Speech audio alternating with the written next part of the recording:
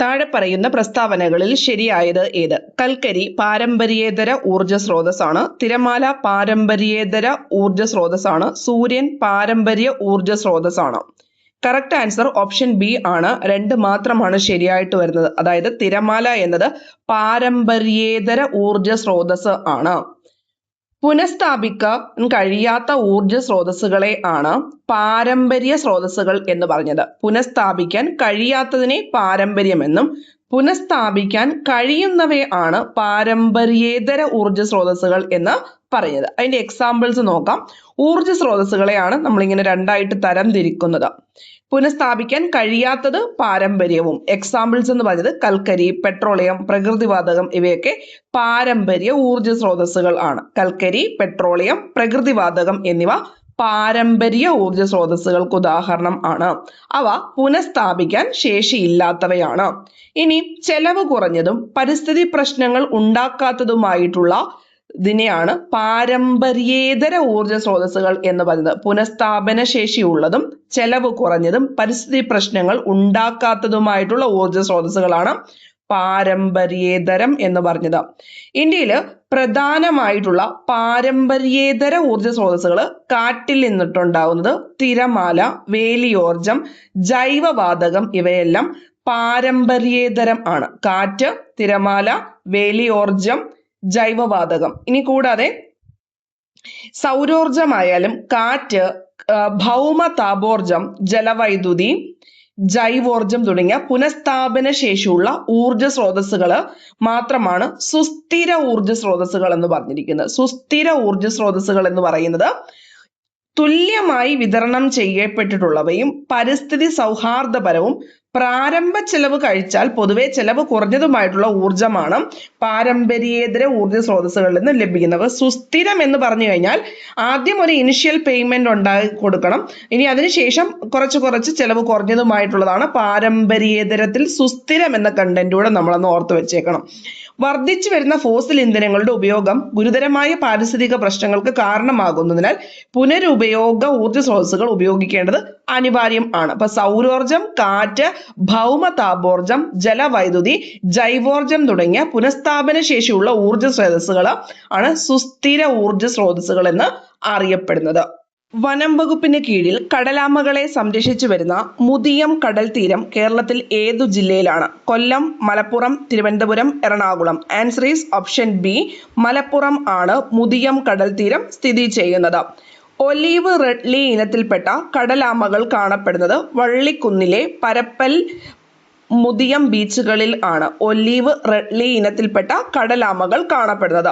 വനം വകുപ്പിന് കീഴിൽ കടലാമകളെ സംരക്ഷിച്ചു വരുന്ന മുതിയം കടൽ തീരം ഏത് ജില്ലയിലാണ്? മലപ്പുറം ജില്ലയിലാണ്. അരിയല്ലൂർ മുതിയം കടപ്പുറം കടലാമ സംരക്ഷണ കേന്ദ്രമായിട്ട് വനം വകുപ്പ് അംഗീകരിച്ചിട്ടുള്ളതാണ്. അരിയല്ലൂർ മുതിയം കടപ്പുറം. കണ്ടൽക്കാടുകൾ നിറഞ്ഞ അഴിമുഖ പ്രദേശങ്ങളിലാണ് കടലാമകൾ മുട്ടയിടാൻ എത്തുന്നത്. കണ്ടൽക്കാടുകൾ നിറഞ്ഞ അഴിമുഖ പ്രദേശങ്ങളിൽ ആണ്. ഇനി ഇന്ത്യയിൽ ഏറ്റവും കൂടുതൽ ഒലിവ് റെഡ്ലി ആമകൾ കാണപ്പെടുന്നത് ഒഡീഷയുടെ തീരങ്ങളിൽ ആണ്. ഒഡീഷയുടെ തീരങ്ങളിലാണ് ഏറ്റവും കൂടുതൽ ഒലിവ് റെഡ്ലി ആമകൾ കാണപ്പെടുന്നത്. മഹാനദിയുടെ പ്രധാനപ്പെട്ട കൈവഴി ആണ് ദേവി നദിയിലാണ് കൂടുതലായിട്ടും ഈ രീതിയിലുള്ള ആമകളെ സംരക്ഷിക്കുന്നത്. ദേവി നദിയിലായിട്ടാണ് സംരക്ഷിക്കുന്നത്. മഹാനദിയുടെ പ്രധാനപ്പെട്ട കൈവഴിയായിട്ടുള്ള ദേവി നദിയിലാണ് ഒലിവ് റെഡ്ലി ആമകളെ സംരക്ഷിക്കുന്നത്. ഈ പറയുന്നത് ഒരു എൻഡേഞ്ചേർഡ് സ്പീഷീസ് ആണ്. IUCN റെഡ് ലിസ്റ്റിൽ പ്രകാരം ഒലിവ് റെഡ്ലി ആമകൾ ഒരു എൻഡേഞ്ചേർഡ് സ്പീഷീസിലാണ് ഉൾപ്പെടുത്തിയിരിക്കുന്നത്. കോഴിക്കോട്ടെ കടൽ തീരം കടലാമകളുടെ പ്രജനന കേന്ദ്രം കൊളാവി പാലം നിങ്ങൾ കേട്ടിട്ടുണ്ടായിരിക്കും. കൊളാവി പാലം. ഇനി ഇന്ത്യയിൽ കാണപ്പെടുന്ന പ്രധാനപ്പെട്ട ആമയാണ് നക്ഷത്രയാമകൾ. ഇന്ത്യയിൽ കാണപ്പെടുന്നത് നക്ഷത്രയാമകൾ ആണ്. ഇപ്പം രാജ്യാന്തര പ്രശസ്തി കൈവരിച്ച ഇന്ത്യയിലെ നക്ഷത്ര ആമ പുനരധിവാസ കേന്ദ്രമാണ് ചിന്നാർ വന്യജീവി സങ്കേതത്തിലുള്ളത് നക്ഷത്രയാമകൾ ആണ്.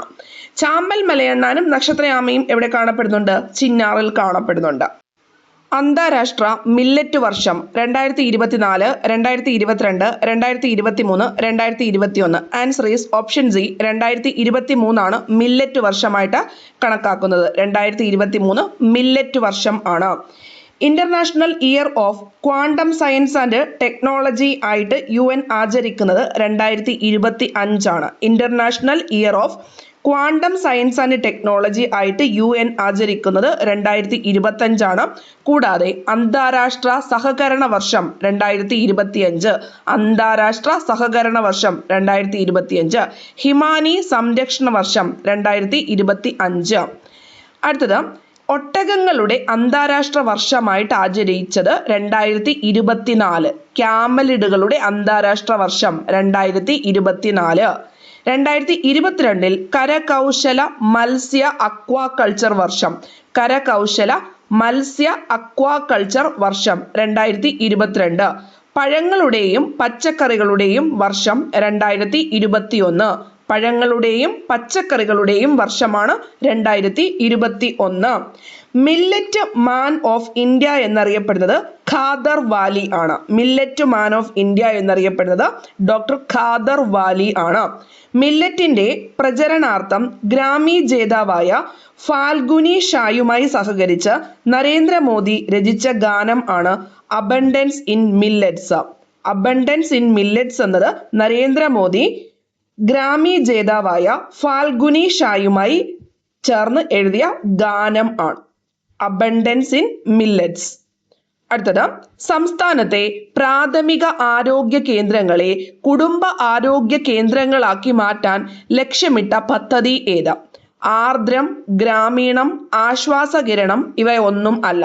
Answer is option A, Aardram ആണ് സംസ്ഥാനത്തെ പ്രാഥമിക ആരോഗ്യ കേന്ദ്രങ്ങളെ കുടുംബാരോഗ്യ കേന്ദ്രങ്ങളാക്കി മാറ്റാൻ ലക്ഷ്യമിട്ടുകൊണ്ടുള്ള പദ്ധതി എന്നത്. കേരളത്തിലെ പൊതുജന ആരോഗ്യ മേഖലയെ രോഗി സൗഹൃദമാക്കാനും സർക്കാർ ആശുപത്രികളെ ആധുനിക നിലവാരത്തിലേക്ക് ഉയർത്താനുമായിട്ട് ആവിഷ്കരിച്ച പദ്ധതിയാണ് ആർദ്രം മിഷൻ. പൊതുജന ആരോഗ്യ മേഖലയെ രോഗി സൗഹൃദമാക്കാനും സർക്കാർ ആശുപത്രികളെ ആധുനിക നിലവാരത്തിലേക്ക് ഉയർത്താനുമാണ് ഈ പദ്ധതിയുടെ ലക്ഷ്യം. ഇത് സ്റ്റാർട്ട് ചെയ്തത് 2017 ഫെബ്രുവരിയിൽ ആണ്. നവകേരള മിഷന്റെ 4 പ്രധാനപ്പെട്ട മിഷനുകളിൽ ഒന്നാണ് ആർദ്രം മിഷൻ എന്ന് പറയുന്നത്. അതിനകത്ത് ഇത് കൂടാതെ ലൈഫ്, ഹരിത കേരളം, വിദ്യാഭ്യാസ കിരണം എന്നിവയാണ് നവകേരള മിഷന്റെ ബാക്കിയുള്ള പ്രധാനപ്പെട്ട മിഷനുകൾ. ലൈഫ്, ഹരിത കേരളം, വിദ്യാഭ്യാസ കിരണം. ഇനി ഇതിന്റെ പ്രധാനപ്പെട്ട ലക്ഷ്യം ഗുണനിലവാരമുള്ള ആരോഗ്യ സേവനങ്ങൾ എല്ലാവർക്കും കുറഞ്ഞ ചിലവിൽ ലഭ്യമാക്കുക, പ്രാഥമിക ആരോഗ്യ കേന്ദ്രങ്ങളെ കുടുംബാരോഗ്യ കേന്ദ്രങ്ങളാക്കി ഉയർത്തുക. ഗുണനിലവാരമുള്ള ആരോഗ്യ സേവനങ്ങൾ എല്ലാവർക്കും കുറഞ്ഞ ചിലവിൽ ലഭ്യമാക്കുക, പ്രാഥമിക ആരോഗ്യ കേന്ദ്രങ്ങളെ കുടുംബാരോഗ്യ കേന്ദ്രങ്ങളായി ഉയർത്തുക. ഇനി ഈ ആർദ്രം മിഷനിൽ പ്രാഥമിക ആരോഗ്യ കേന്ദ്രങ്ങളെ ഏതു പേരിലാണ്? ഫാമിലി ഹെൽത്ത് സെന്റർ അഥവാ കുടുംബാരോഗ്യ കേന്ദ്രങ്ങൾ എന്നായിട്ടാണ് പുനഃസംഘടിപ്പിച്ചത്.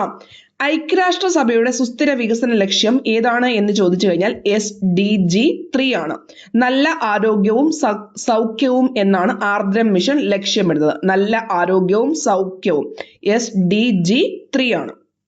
ഇനി ജീവിതശൈലി രോഗങ്ങൾ സ്ക്രീൻ ചെയ്യുന്നതിന് വേണ്ടിയിട്ട് ആർദ്രം മിഷന്റെ ഭാഗമായിട്ട് വികസിപ്പിച്ച ആപ്പാണ് ശൈലി ആപ്പ്. ജീവിതശൈലി രോഗങ്ങൾ സ്ക്രീൻ ചെയ്യാൻ വേണ്ടിയിട്ട് ആർദ്രം മിഷന്റെ ഭാഗമായിട്ട് വികസിപ്പിച്ചത് ശൈലി ആപ്പ്. ആശ്വാസം പദ്ധതി എന്നതും ആർദ്രം മിഷന് കീഴിലുള്ളത് തന്നെയാണ്. അത് ഡിപ്രഷനുമായി ബന്ധപ്പെട്ടിട്ടുള്ള മാനസികാരോഗ്യം ഉറപ്പാക്കുന്നതിനുള്ള പദ്ധതി. വിഷാദ രോഗം നിയന്ത്രിക്കുന്നതിനും മാനസിക ആരോഗ്യം ഉറപ്പാക്കുന്നതിനുള്ള പദ്ധതി ആണ്. ഇന്ത്യയിൽ ആദ്യമായിട്ട് വൺ ഹെൽത്ത് പദ്ധതി നടപ്പിലാക്കിയ സംസ്ഥാനം ആണ് കേരളം. ആർദ്രം മിഷന്റെ 2ാം ഘട്ടത്തിന്റെ ഭാഗമായിട്ടാണ് വൺ ഹെൽത്ത് പദ്ധതി നടപ്പിലാക്കിയത്. 2ാം ഘട്ടം ഉദ്ഘാടനം ചെയ്തത് 2022 മെയ് മാസം 17-ാം തീയതിയാണ് ആർദ്രം മിഷന്റെ 2ാം ഘട്ടം ഉദ്ഘാടനം ചെയ്തത്. വൺ ഹെൽത്ത് എന്ന് പറയുന്നത് മനുഷ്യന്റെ ആരോഗ്യത്തിനോടൊപ്പം മൃഗങ്ങളുടെയും പരിസ്ഥിതിയുടെയും ആരോഗ്യം കൂടി കണക്കിലെടുത്ത പകർച്ചവ്യാധികളെയും ജന്തുജന്യ രോഗങ്ങളെയും പ്രതിരോധിക്കുന്ന രീതി ആണ് വൺ ഹെൽത്ത് പദ്ധതി എന്ന് പറയുന്നത്. മനുഷ്യരുടെ ആരോഗ്യത്തിനോടൊപ്പം മൃഗങ്ങളുടെയും പരിസ്ഥിതിയുടെയും ആരോഗ്യം കൂടി കണക്കിലെടുത്ത് പകർച്ചവ്യാധികളും ജന്തുജന്യ രോഗങ്ങളെയും പ്രതിരോധിക്കുന്ന രീതി ആണ്. അടുത്തത് ആശ്വാസകിരണം പദ്ധതി ആണ്. പൂർണ്ണസമയം പരിചരണം ആവശ്യമുള്ള ശാരീരിക മാനസിക അവശത അനുഭവിക്കുന്നവരെ പരിചരിക്കുന്ന സഹായികൾക്ക് പ്രതിമാസം ധനസഹായം നൽകുന്ന പദ്ധതി ആണ് ഏതാ? ആശ്വാസകിരണം. പൂർണ്ണസമയം പരിചരണം ആവശ്യമുള്ള ശാരീരിക മാനസിക അവശത അനുഭവിക്കുന്നവരെ പരിചയിക്കുന്ന സഹായികൾക്ക് പ്രതിമാസം ധനസഹായം. പ്രതിമാസം 600 രൂപയാണ് ഇതിന്റെ തുക എന്ന് പറഞ്ഞത്. ഈ പദ്ധതി നടപ്പിലാക്കുന്ന ഏജൻസി കേരള സാമൂഹിക സുരക്ഷാ മിഷൻ ആണ്. കേരള സാമൂഹിക സുരക്ഷാ മിഷൻ ആണ്. ഓട്ടിസം ബാധിച്ചവർക്കും സെറിബ്രൽ പാൾസി ബാധിച്ചവർക്കും പൂർണ്ണമായും കിടപ്പിലായ രോഗികൾ, മാനസിക വെല്ലുവിളി നേരിടുന്നവർ, ക്യാൻസർ, പക്ഷാഘാതം തുടങ്ങിയ രോഗങ്ങളാൽ കിടപ്പിലായവർ, 100% അന്ധരായവർ, ഇവർക്കൊക്കെ ആണ് ഇവരെ പരിചരിക്കുന്നവർക്കാണ് ഇത് അപേക്ഷിക്കാൻ സാധിക്കുന്നത്. ഇനിയും അടുത്തത് ആണ് ഗ്രാമീണം എന്ന് പറയുന്ന പദ്ധതി എന്ന് പറഞ്ഞിരിക്കുന്നത്. അതായത് പകൽ വീടുകളിലോ കെയർ ഹോമുകളിലോ കഴിയുന്ന വയോധികർക്കും ശാരീരിക മാനസിക വെല്ലുവിളികൾ നേരിടുന്നവർക്കും വിനോദത്തിനും മാനസിക ഉല്ലാസത്തിനുമായിട്ട് കലാ സാംസ്കാരിക പരിപാടികൾ ഒരുക്കുന്ന പദ്ധതിയാണ് ഗ്രാമീണം പദ്ധതി. അപ്പം അതായത് ഒറ്റപ്പെടൽ അനുഭവിക്കുന്ന വയോധികരുടെയും ഭിന്നശേഷിക്കാരുടെയും മാനസിക ആരോഗ്യം മെച്ചപ്പെടുത്താനും അവരുടെ സർഗ്ഗവാസനകളെ പ്രോത്സാഹിപ്പിക്കുകയാണ് ഇതിന്റെ പ്രധാനപ്പെട്ട ലക്ഷ്യം, ഗ്രാമീണം പദ്ധതിയുടെ ലക്ഷ്യം എന്ന് പറഞ്ഞിരിക്കുന്നത്. അപ്പൊ അതിനകത്ത് ഈ നമ്മുടെ സ്വയംപ്രഭ പദ്ധതി ഉണ്ടല്ലോ, വയോധികർക്ക് വേണ്ടിയിട്ട് ഫുഡ് ഒക്കെ കൊടുക്കുന്ന ഒരു പദ്ധതി. അപ്പൊ അതിനോടൊപ്പം നടത്തി വരുന്ന ഒരു പ്രോഗ്രാമാണ് ഗ്രാമീണം എന്ന് പറഞ്ഞത്. സ്വയംപ്രഭ എന്നത് വയോധികരുടെ ഭക്ഷണവും ആരോഗ്യവും ശ്രദ്ധിക്കുമ്പോൾ ഗ്രാമീണം എന്നത് അവരുടെ മാനസിക ഉല്ലാസത്തിനാണ് ശ്രദ്ധ കേന്ദ്രീകരിക്കുന്നത്. ഇത് കേരള സാമൂഹ്യ സുരക്ഷാ മിഷനാണ് നടപ്പിലാക്കുന്ന ഏജൻസി. കേരള സാമൂഹ്യ സുരക്ഷാ മിഷനാണ് ഇത് ഗ്രാമീണം പരിപാടി നടപ്പിലാക്കുന്നത്.